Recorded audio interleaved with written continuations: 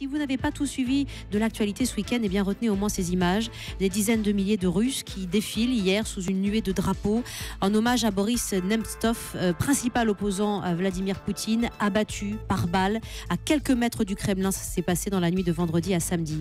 Cécile Vessier, bonjour. Bonjour. Vous êtes spécialiste de la Russie, professeur en études russes, docteur en sciences politiques. On a besoin de votre éclairage pour mieux comprendre la situation sur place.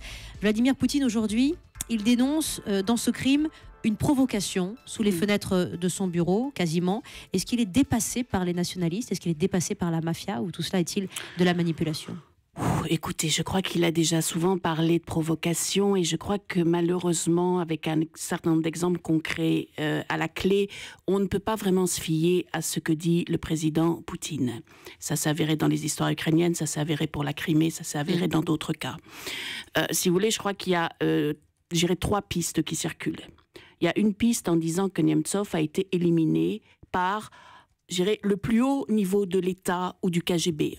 KGB, FSB, en sachant que les gens qui sont au plus haut niveau de l'État en Russie, à des postes différents, que ce soit en politique ou dans les affaires, sont pour la plupart des gens qui viennent de cette organisation, qui n'était pas exactement un club géré de bienfaisance.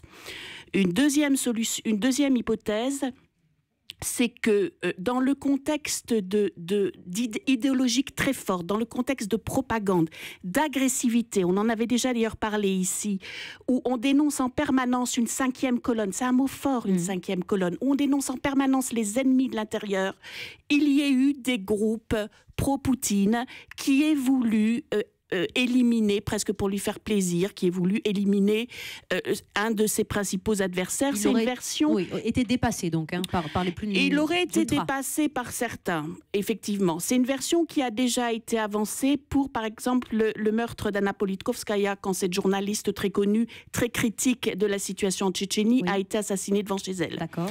Ensuite, il y a des tas d'autres pistes qui circulent, lancées par le pouvoir. Alors là, c'est du grand n'importe quoi. Ça va, de c'est Daesh à c'est une histoire d'avortement qui a mal tourné. Ça, je vais vous le dire clairement, je n'y crois pas une demi-seconde. Il faut savoir que l'endroit où a été tué Boris Nemtsov est un des endroits les plus surveillés par des caméras, par des policiers, par des gens du FSB en civil. Quand on regarde les images, c'est un crime de professionnel, c'est quelque chose qui a été programmé.